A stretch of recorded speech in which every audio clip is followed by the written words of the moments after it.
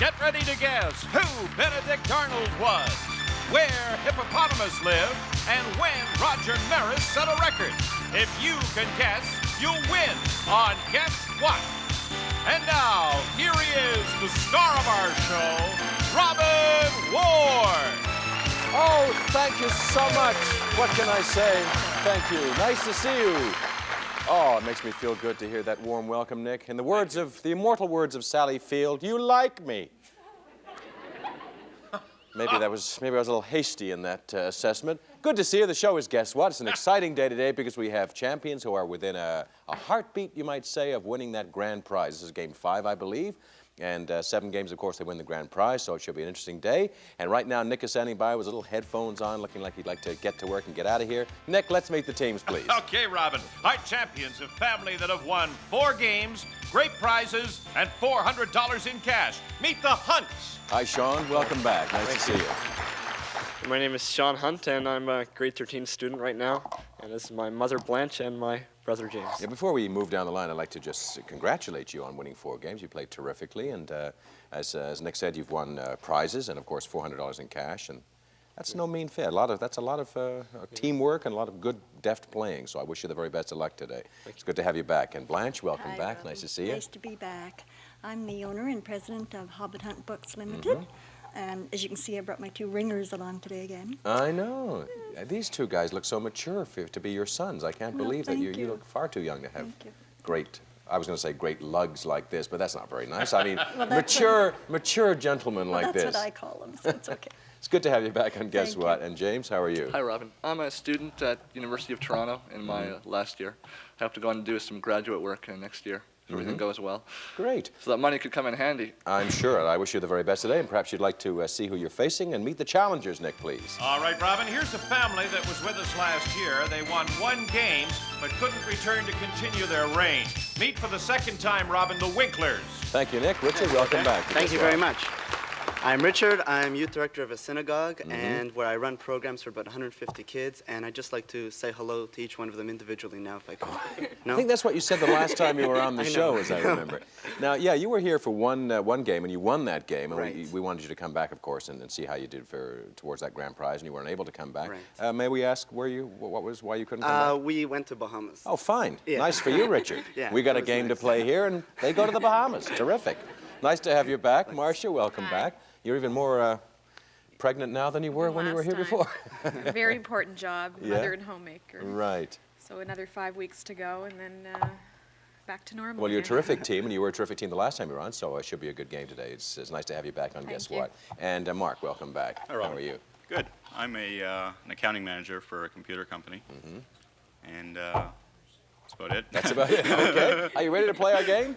Glad you said that. Look at our board, and let's play.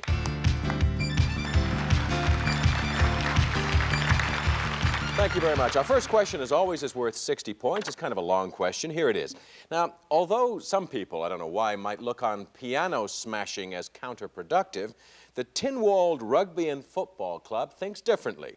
They hold the official world's record for smashing an upright piano the fastest. Terrific achievement. Now, how long did it take the team to demolish an entire upright piano and pass the wreckage through a hole only 9 inches in diameter? It's important work these gentlemen are engaged upon. Did it take them 25 minutes and 2 seconds, 37 minutes, 52 seconds, 5 minutes, 43 seconds, 11 minutes, 4 seconds, 4 minutes, 29 seconds, or 1 minute, 37 seconds? And for 60 points, we start with Sean. 4 minutes, 29 seconds. That is incorrect. Down to 50 points, over to Richard. I'll say 5 minutes, 43 seconds. That is also incorrect. We're down now to 40 points, and we're over to Blanche. Oh, I'll have to say 1 minute, 37 That is seconds. correct for 30 points. 40 points, I'm sorry. Yeah, this is very bizarre.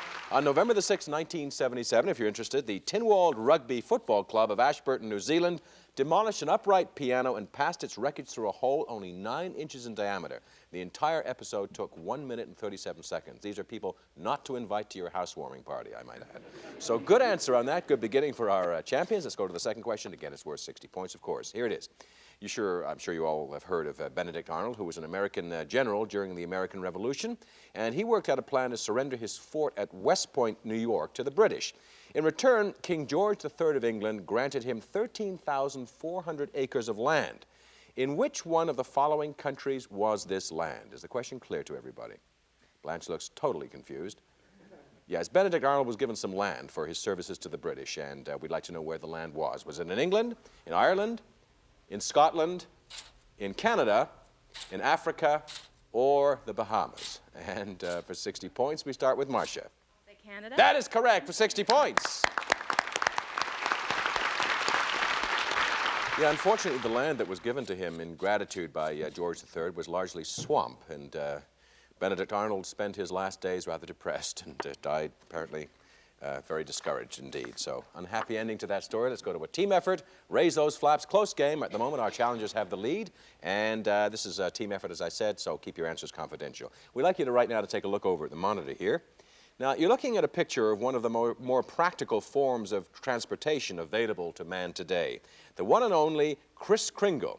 Now, in which one of the following provinces would you find this particular craft, this boat? A, Ontario, B, Quebec, C, Manitoba, or D, Alberta? You have 5 seconds to think about it.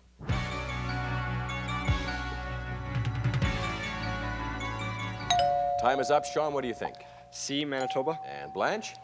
C, Manitoba. And James? A, Ontario. All right, let's see how the Winklers voted. Richard? C, Manitoba. And Marcia? A, Ontario. And Mark? A, Ontario. Let's find out right now where you'd find this odd-looking craft. The answer is A, Ontario. Good for you. We had one correct answer on the Hunt side. James puts 20 points on the board for our champions. We had 2 correct answers on the Winkler side, 50 points therefore added to their score. At the end of our first round, our champions have 60 points. Our challengers have moved ahead with 110 points. It's getting tense. More coming up after these words. From me.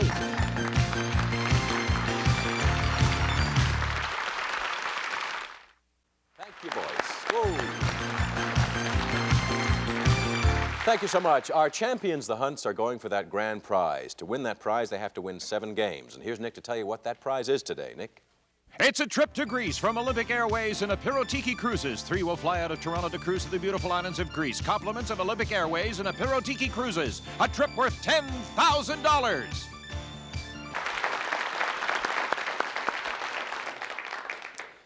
Okay, we are back, and round 2 is upon us. At the moment, our champions have 60 points, our challengers 110 as we come into the second round. The first question of which, as always, is worth 60 points. Here it is. A horoscope is a chart used by astrologers to project the influence of the zodiac, the planets, and the houses on a person's life. There are 12 signs of the zodiac and 12 houses in the chart, not including the sun. How many planets are used in the chart? Not including the sun. How many planets used in the astrological charts? 12, 7, 8, 10, 11, or 9. And for 60 points, we start with James. 12. That is incorrect. Down to 50 points, and we're over to Mark. 8. That is also incorrect. We're down to 40, and over to Sean. 7. Nope, down to 30 points. Over to Richard. 9. That is correct for 30 points. Yeah, the planets are the Moon, Jupiter, Mars, Mercury, Neptune, Pluto, Saturn, Uranus, and Venus. And it's like going into a bar. You know, hey, man, what's your sign? You ever have any luck with that line, Nick? Never. No, nor me. No, eh? What's your sign, honey? Yeah. Forget it. Nothing. Okay, let's go to the second question. I sometimes don't know what I'm talking about. It kind of runs away with me. Do you know what I mean? No. What is that? I don't know. Verbal. Never I mind. can't Okay, say let's that, go to the no. next question. Again, it's worth 60 points. Now, Roger Maris was a famous athlete who passed away recently. He set a world's record in 1961. Which one of the following sports did Roger Maris play in? Was it football, baseball, hockey, soccer, golf, or tennis? 60 points. We start with Blanche. Baseball. That is correct for 60 points. Yeah, a pretty easy question, but you never know, you never know, you never know. We've asked very simple questions before, and people have blown it. So Nick will know this particular statistic. He's a baseball fan, I know. In 1961, Roger Maris hit more home runs in one season than any other major league player before him when he hit his 61st home run on the last day of the season. Brilliant baseball player. Good answer on that. Blanche, still a pretty close game, but the Winklers are still in the lead, and they probably deeply resent us asking such an easy question. But never mind. Who knows? Let's go to an audio question now. It's worth 60 points. We'd like you to listen very carefully to this piece of interesting music. Monday, Monday. to me. Day morning, it was all I hoped it would be. Oh, Monday morning, couldn't guarantee that Monday. I wish we could hear the whole thing. That is so funny. The reason that is so funny is because that was Mrs. Miller, of course, and she was serious. She wasn't trying to be funny. I remember seeing her first on the Ed Sullivan Show. She came out to seriously sing something. I thought I would die. She was so hilarious. Yeah. That is bad singing. Okay. Now, a few months ago, you may remember, I don't know if you do remember, we played another one of Mrs. Miller's hits, and we received 5 bags of mail from our viewers saying, don't ever do that to us again. So,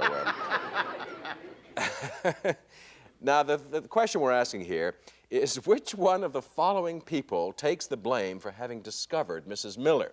Was it Johnny Carson, Gary Owens, Dick Clark, Chuck Barris, Dick Cavett, or Bob Eubanks? Who discovered the relentless Mrs. Miller?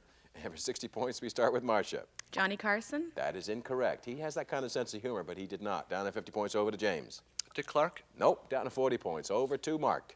Chuck Barris. No, we're down to 30 points and over to Sean. Gary Owens. That is correct for 30 points.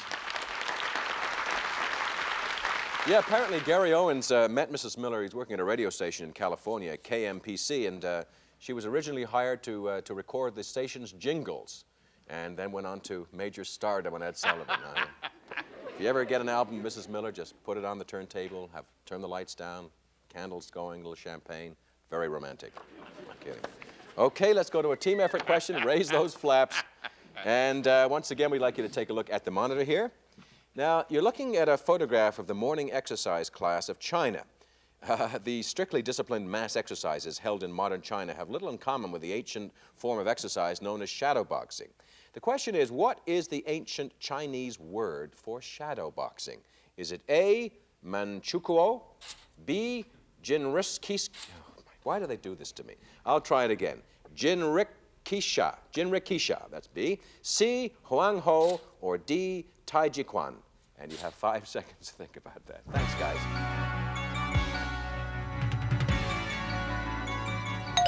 Time is up, Sean. What is your answer? It's B, Jinrikisha. Like you said it so well, didn't you, Sean? You like to show up the host a little bit. Jinrikisha just flows right off. And okay, Blanche, what do you think? D, Taijiquan. You guys are all great at these names. James, what do you think? I said C, Huang Ho. Okay, fine. Let's see how the Winklers voted. Richard. I said D, Taijiquan. And Marcia? C. Hung Ho? And Mark. D. Taijiquan. Okay, let's find out right now the actual Chinese word for shadowboxing. The answer is D, Taijiquan, in fact. Okay, Blanche had it right. She puts 20 points on the board. 2 correct answers on the Winkler side. Richard and Mark were correct. They add 50 points to their score. At the end of our second round, our champions have 170 points. Our challengers are ahead slightly with 190 points. And the final and deciding round is coming up after these messages. Stay with us.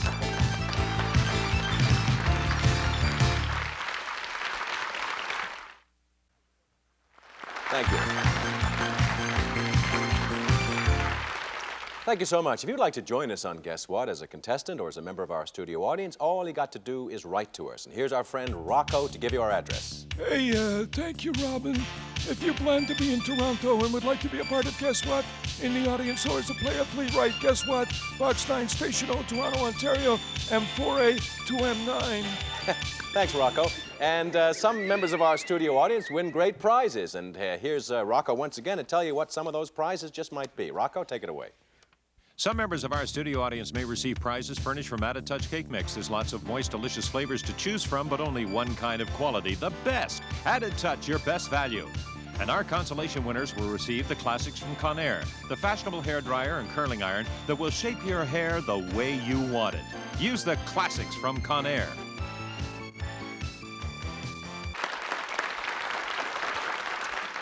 Okay, thanks so much. And right now, the final round is here. And the Hunts, our champions, are going for a grand prize at their in a terrific fight here because the Winklers are terrific challengers and in fact are in the lead at the moment by 20 points. This is obviously the deciding round. Will the Winklers deny our champions that grand prize, or will in fact the major warfare break out between the two teams? Stay tuned, folks.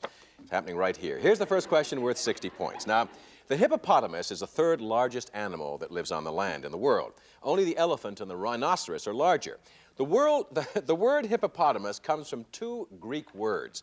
What does hippopotamus mean?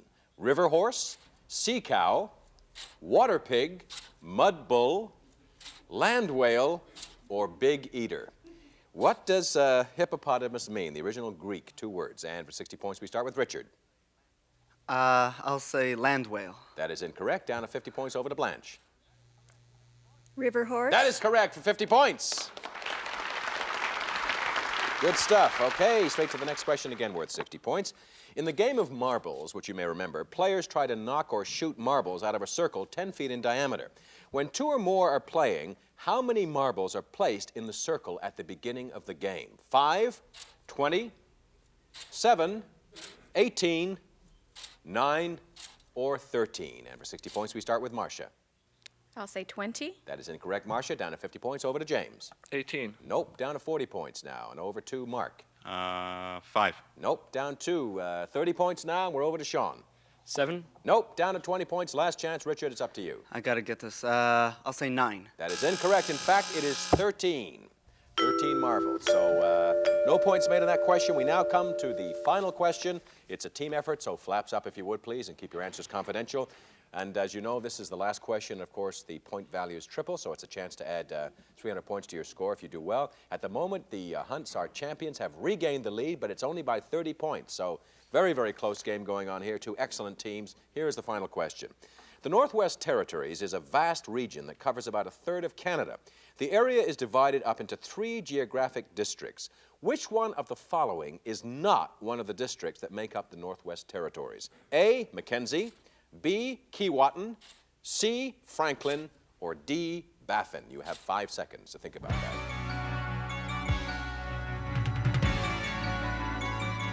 Time is up. Sean, what do you think? D, Baffin. And Blanche? C, Franklin. And James? D, Baffin. And let's see how the Winklers voted. Richard? A, Mackenzie. And Marcia? D. Baffin. And Mark? D, Baffin. Let's find out right now which of these districts does not make up the Northwest Territories. The answer is D, Baffin. And therefore, by a hair, our continuing champions are the Hunts with 420 points. Congratulations. A very, very exciting game, a very close game. You won by only 30 points, but you won, and this is game 5 for you. And let's find out what you've won today for your efforts. Nick will tell us. You've just won Warming Trends by Croydon. Fashionable his and her coats with updated styling. Be warm, look great with Warming Trends by Croydon. And from Brother, the Model VX581 lightweight sewing machine with full zigzag sewing. For quick and professional sewing, think of Brother. Thank you. And to our challengers, the Winklers, a terrific battle today. You were in the lead for a lot of the game, and it was just that final team effort. It was only 30 points. I mean, very, very close. You're an excellent team, and of course, it's been a great pleasure having you back on Guess What. We've got some nice runner-up prizes for you, and I have a feeling we might see you again sometime. Thanks so much for being with us on Guess What. And to our champions, we'll be back to play for cash and a bonus prize on our bonus round. That's coming up after these words.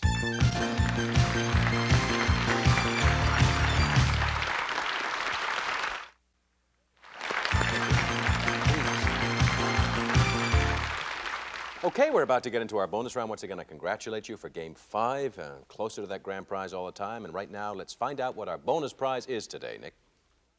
You could win this beautiful Look collection of luggage from Dianite, made of polypropylene so it's durable yet lightweight. From Dianite, the Look collection. Bravo. Thank you. Here is our first bonus question. It's worth $50 and the right to go on, as you know by now, to that big bonus prize. Extrasensory perception, usually abbreviated ESP, is divided into 4 kinds of phenomena: telepathy, precognition, psychokinesis, and clairvoyance. Which one of the 4 refers to an awareness of objects, events, or persons without the use of any known senses? refers to an awareness of objects, events, or persons without the use of any known senses. Is that telepathy, I should say, precognition, psychokinesis, or clairvoyance? And $50, we start with Sean. Clairvoyance. That is correct for $50. Good beginning. All right, let's go straight to the second bonus question. Again, it's worth $50, one of my favorite kind of questions on the show. It's another haggis question. We have a lot of haggis questions on the show. On January the 25th, 1980, the world's largest haggis was cooked by those fun-loving folks who work at David A. Hall Limited. For those of you who haven't heard of us, who haven't heard us ask questions about haggis before, it's made out of minced heart, lungs, and liver from sheep. It's delightful. Now, it tastes great with sherbet as well. It's an excellent dish. In which one of the following countries was the world's largest haggis cooked? England, Scotland, Ireland, the U.S., or Greenland? Where would you have found the world's largest haggis? And for $50, we start with Blanche. Scotland. Scotland is correct, of course. That's where they have the haggises. Yeah, if it was anywhere else, the Scots would rise up in revolution. Aye, It's a Scottish dish, isn't it, Nick? Aye. The haggis. Have you ever had haggis? No, I haven't. Nor have I. Okay, this is the final bonus question. This is for the bonus prize. The Picture of Dorian Gray is a novel which describes a man whose portrait ages and grows ugly as a reflection of his moral corruption, while his appearance remains the same. Which one of the following authors wrote A Picture of Dorian Gray? Mark Twain, Daniel Defoe, Dante Alighieri, James Joyce, Charles Dickens, or Oscar Wilde? And for the bonus prize, we start with James. Oscar Wilde. That is correct for the bonus prize. Congratulations. Bravo. An excellent day for you people, and I knew you knew the answer to that, or you were smiling confidently in Oscar Wilde, and a terrific achievement today. You were up against it. The Winklers were a tremendous team, as you know, and boy, it was touch and go there for a while, but you did it. It's game 5, and I think you're going to be grand prize winners. I hate to make predictions, but I think you're a terrific team, and you pull well together. And Blanche said earlier that if she hadn't known the answer to Roger Maris, that well, you said you were going to walk off if she hadn't known the answer to that. Was there any doubt about Roger Maris? No. No, you knew who it was. I mean, you live with two sons, you know baseball and hockey and football. Actually, we've had contestants on the show when somebody didn't know the answer to an obvious question, they've had their little card and they've hit the person with the card. So I think we're responsible for breakups of families here, Nick, aren't we, with some of our shows? Anyway, congratulations once again. You were terrific. I look forward to our next show together and hope you do as well. And to you and our studio audience, this vast, tumultuous mob, thank you for coming down and joining us. To you at home, see you next time on Guess What? Bye-bye for now. Thank you. Promotional consideration from Collagen Foam Bath and Body Lotion, specializing in maintaining skin moisture and regaining suppleness without leaving an oily film. Collagen Foam Bath and Body Lotion. And Mighty Drop. Now you can eliminate unpleasant odors in seconds. Mighty Drop, the quick, easy way to deodorize and freshen your home. In drop or concentrated spray, Mighty Drop. And Dermatone, save your skin with Swedish formula Dermatone. It's 100% water-free and allows 5 times normal sun exposure. Dermatone saves your skin, keeps moisture in.